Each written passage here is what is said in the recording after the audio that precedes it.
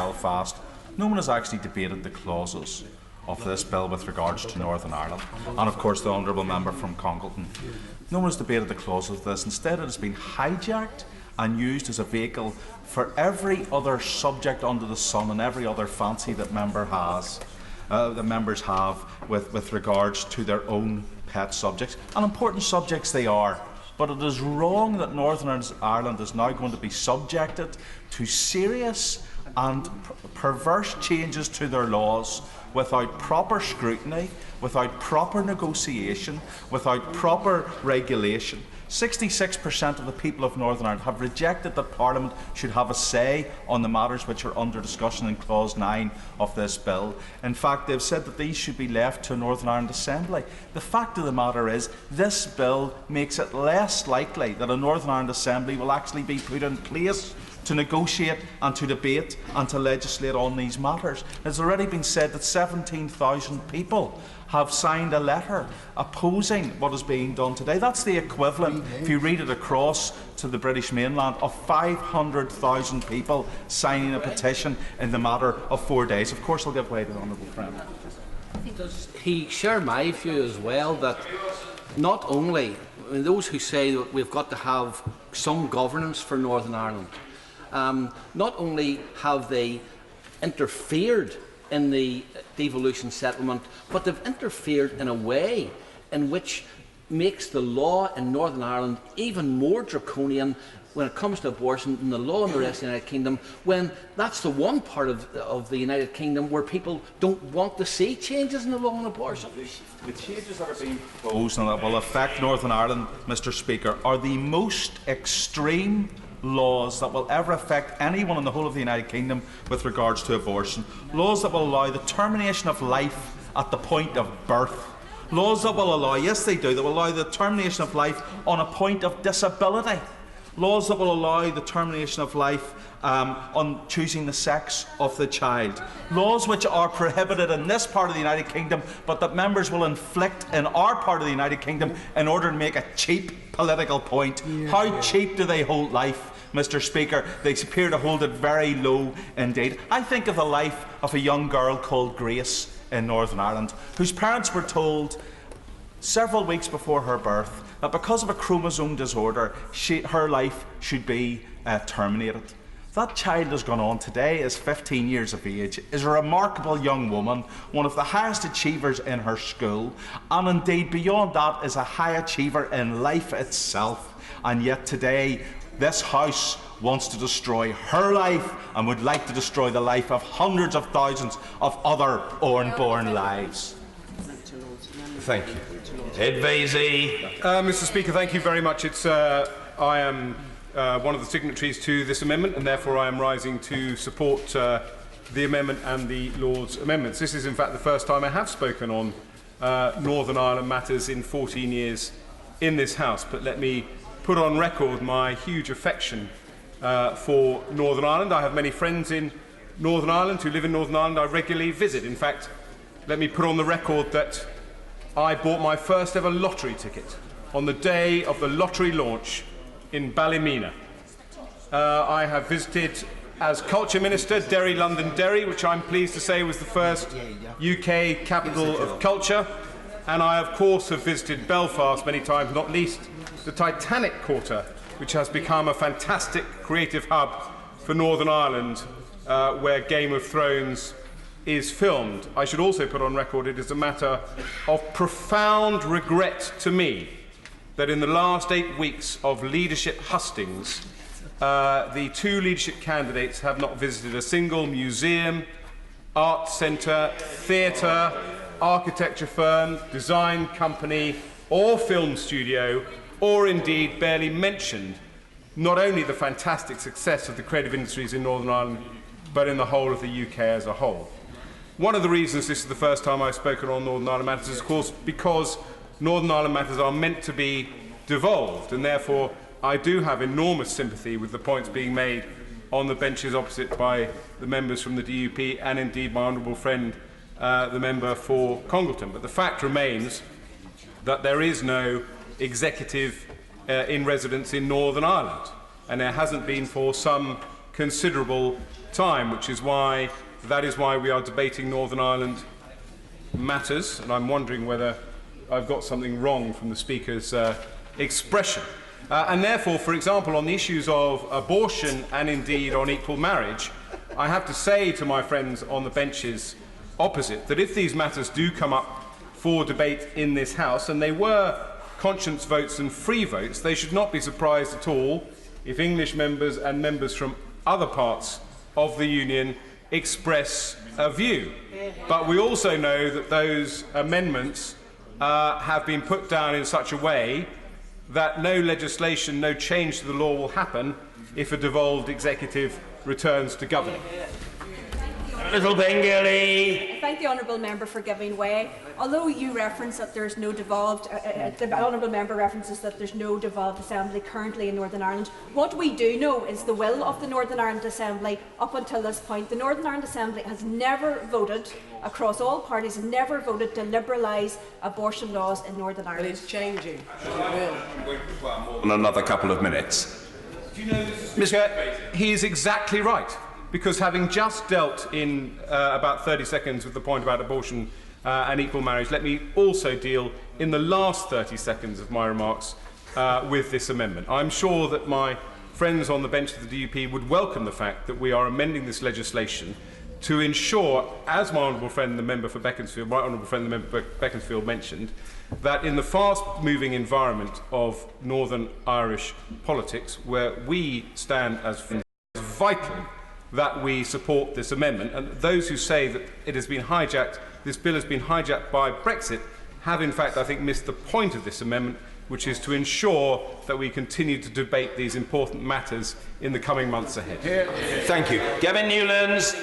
Thank you very much, Mr Speaker. I rise to offer the SNP support for both Lord's Amendment 1 and the Right Honourable Member for Leeds Central's Amendment to it. But, Mr Speaker, President Tusk asked the UK not to waste its time. Instead, this government have been self-indulgent, focusing on internal machinations and the leadership election, all while this zombie parliament is left cooling its heels instead of getting on with the job of dealing with Brexit.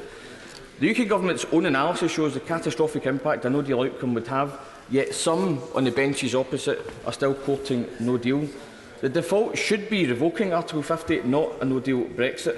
It would be a democratic constitutional crisis if the Right Honourable Member for Uxbridge and South Ruislip were to prorogue Parliament. Mr Speaker, I said last week that given the fact a clear majority of MPs are opposed to the UK leaving without a deal, the prorogation of Parliament to facilitate a no-deal would be unconstitutional, undemocratic and entirely untenable. And the fact that the Prime Minister in waiting, only elevated to office by Conservative Party members, refuses to rule us out tells me that he is unfit for high office. The government's own assessment of no deal shows that no deal could leave the UK economy up to 9% smaller after 15 years. And two of the worst hit areas economically in a no deal scenario would be Scotland, with an 8% hit to GDP, and Northern Ireland itself, with over 9% to GDP. Mark Carney and pretty much everybody else, if we're honest, refuted the Right Honourable Member for Uxbridge's unsubstantiated suggestion that the WTO GATT arrangements would enable the UK to avoid EU tariffs in the event of no deal.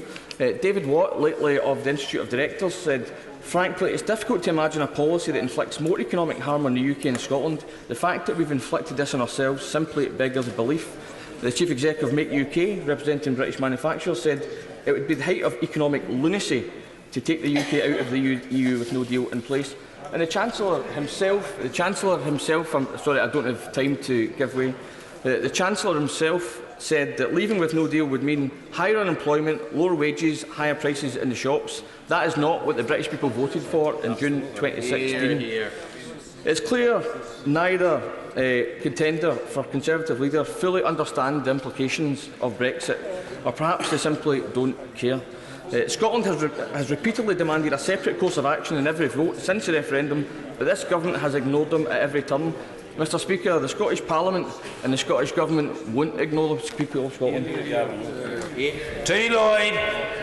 Thank you, Mr Speaker. Let me begin by making a central point about the Northern Ireland nature of this bill. The UK Parliament, in the absence of a devolved assembly, cannot ignore its constitutional duty to act on behalf of the people of Northern Ireland. I would say to the honourable member for Antrim North To accuse women like Sarah Ewart or Denise Phelan of being part of a cheap political stunt is outrageous and unworthy of this House. These issues do matter, but the remedy...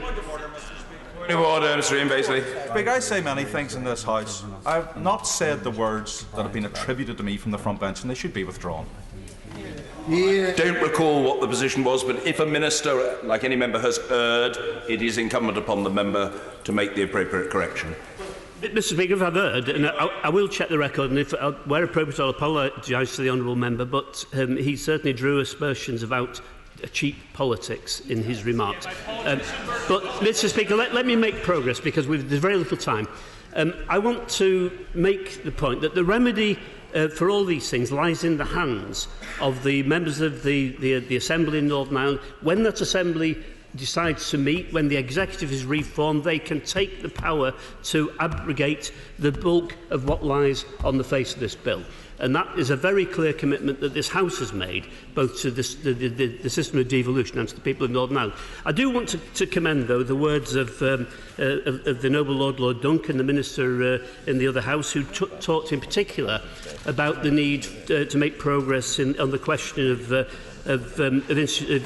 historic institutional abuse. He said there is urgency, and he said, I will commit, in the absence of a sitting Assembly, to the Government introducing primary legislation on the historical institutional abuse before the end of the year. A very welcome commitment by the Government, very welcome commitment by the noble Lord. But, Mr. Speaker, I just want to confine my last few moments of remarks to Amendment 1 and the manuscript amendment from my honourable friend, the member for Leeds Central. This is a massively important constitutional issue. In a parliamentary democracy, no parliament can abrogate the right both to sit and to take action, particularly against the constitutional challenge that a no-deal Brexit would pose. And that, especially in the light of a Prime Minister who will not have a mandate from the public in general, but will have a mandate from a very narrow base within one of our political parties. Now, that simply is unconscionable that this House would not sit. But, Mr. Speaker, there is, and I say this very firmly to my friends from Northern Ireland in this House, they've got to recognise that there is nowhere in this United Kingdom of ours that will be more affected by a no-deal Brexit than Northern Ireland. Absolutely. No part of the United Kingdom. And in particular, Mr. Speaker, if we are moving to and I hope the Minister will respond to this precise point, if we are moving to a no-deal Brexit as we move towards October, this Government will have to introduce direct rule in the absence of a functioning Northern Ireland Assembly in order to effect the legislation to allow for that no-deal Brexit to take place. So in that sense, Mr. Speaker, this House must be in a position to meet, to transform the law in order to protect the people of Northern Ireland against the possibility of that no-deal Brexit. So this is not grafted on to Northern Ireland legislation. This is absolutely fundamental to the future of the people of Northern Ireland. And that's why, on behalf of Her Majesty's Loyal Opposition, we will be supporting the manuscript amendment in the name of my right honourable friend for Leeds Central and any consequential amendments that take place. Minister John Penrose. Mr. Speaker, I should start by agreeing with the comments which a number of colleagues on both sides of the House have made, that this was originally a very simple three-clause bill to change just two dates. It's a comment which has been made by many people, and it is now, we see, garlanded with baubles. It's a Christmas tree with tinsel, twinkling lights, and a honking great star on top to boot. That said, and the Government is willing to accept most of the Lord's amendments requiring reports to be laid before Parliament on progress towards a whole host of important issues such as transparency of political donations and loans, gambling, suicide prevention and much else. I don't propose to go through in huge detail all the various amendments which are therefore being accepted, other than to respond to the specific question which was asked by Right Honourable Gentleman leader of the DUP from Belfast North, who asked about whether or not we will end up with some sort of a gap in the legal coverage around the abortion amendments, which is an issue of conscience, as we all know. I just want to reassure him that he is right to say that there are a number of other statutes which will persist, notably the 1945 Northern Ireland Act, which he mentioned, and also that the government will firstly try and make sure that we bring forward the new regime as fast as possible in order to minimise any gaps that might occur, to create a seamless transition, and also to issue guidelines and advice to medical professionals, amongst others, in order to minimise any of those problems. We also look forward to working and discussing that with both him and other people in Northern Ireland in depth, as necessary, in order to ensure that we come up with a safe transition from today to the intended outcome. Mr. Speaker, on the specifics of the amendment that is in front of us today in this particular session, I have two narrow criticisms, important criticisms, but narrow constitutional ones, and a broader comment to make. If I can start with the narrow ones. I appreciate that constitutional niceties and procedures aren't everybody's cup of tea, but it is worth pointing out that parts of this amendment have already been defeated here in the Commons, and the rest was ruled out of scope before it even got here. And yet, here we are, being asked to include it because the unelected Lords decided we should. I would urge colleagues on all sides to send a respectful but firm message that we appreciate their views and will have nothing further to do with it on this occasion. Now, alone amongst it, I've got very little time. I'll take one amendment and then I will have to make progress. Very briefly, may I just remind the Minister that this amendment is being moved or is being proposed by those who voted to remain. And speaking as someone who voted to leave and is in a minority in this place, I can assure the Minister that we on our side of the referendum debate would in no way countenance a prorogation of Parliament. So in many respects, these people are tilting at windmills. Well, Mr. Speaker, I will come on to a broader comment about the background politics of this in a second if I can, but my honourable friend has made his point.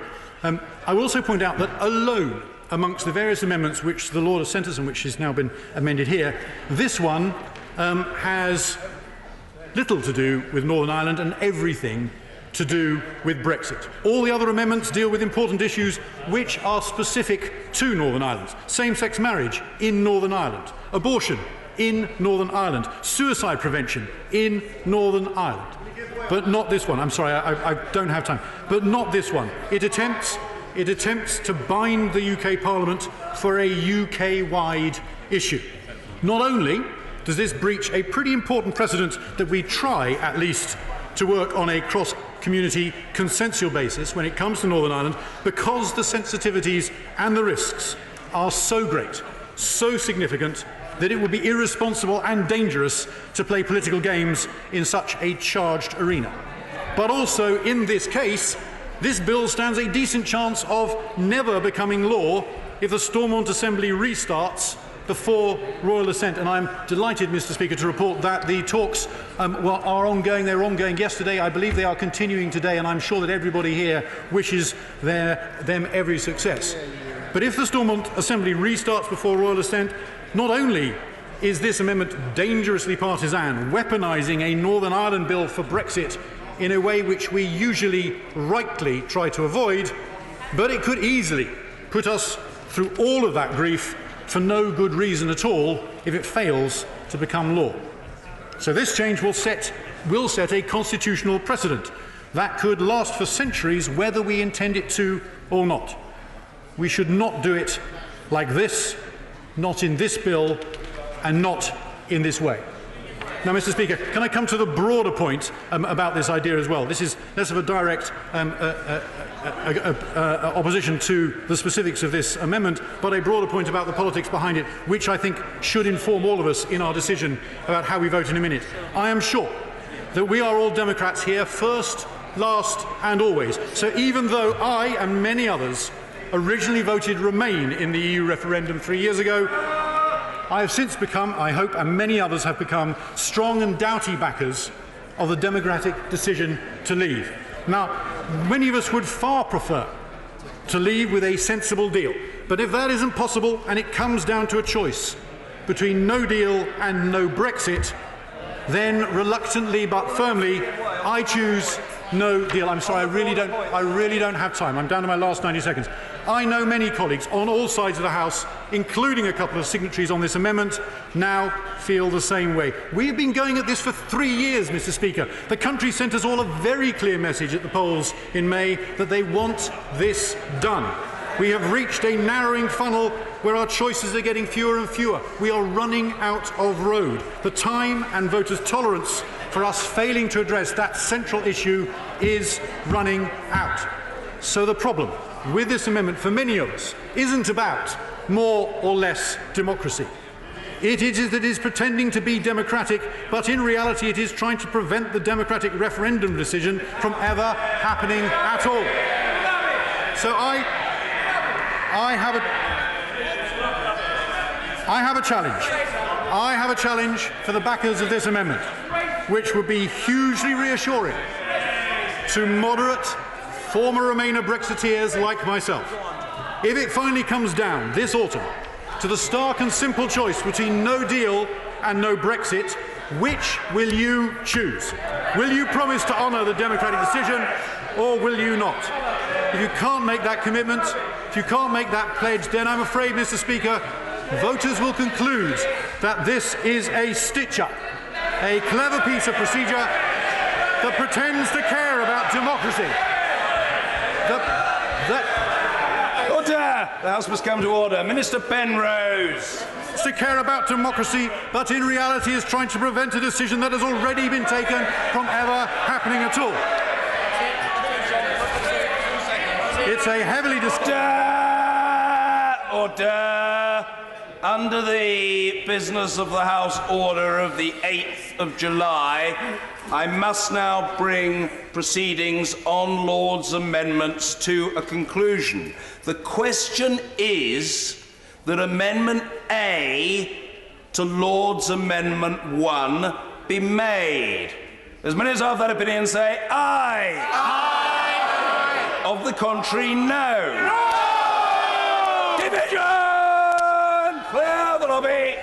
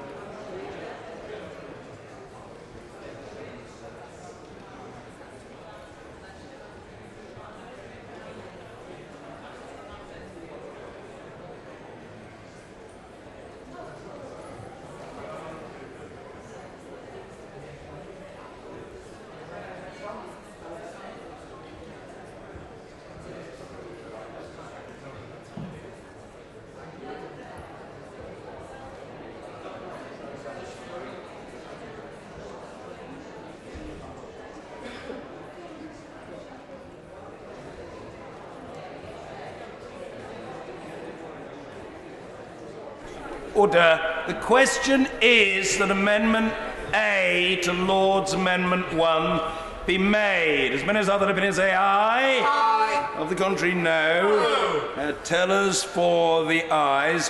Thangham Debonair and Nick Dakin. Tellers for the noes. Mark Spencer and Jeremy Quinn.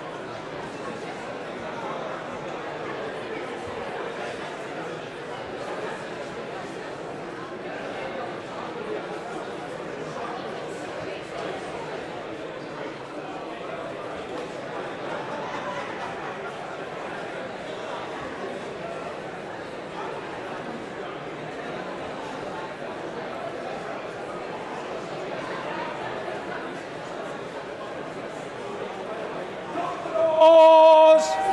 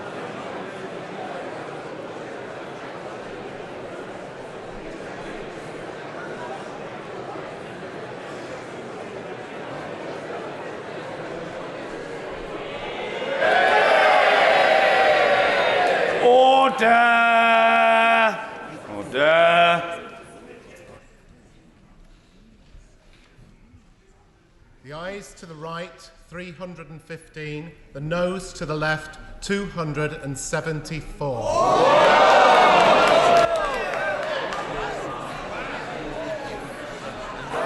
The ayes to the right, 315. The noes to the left, 274. So the ayes have it. The ayes have it. Unlock. Order. The question is that this House disagrees with the Lords in their amendment number 1 as amended. As many as of that opinion say aye. Aye. Of the contrary, no. Division!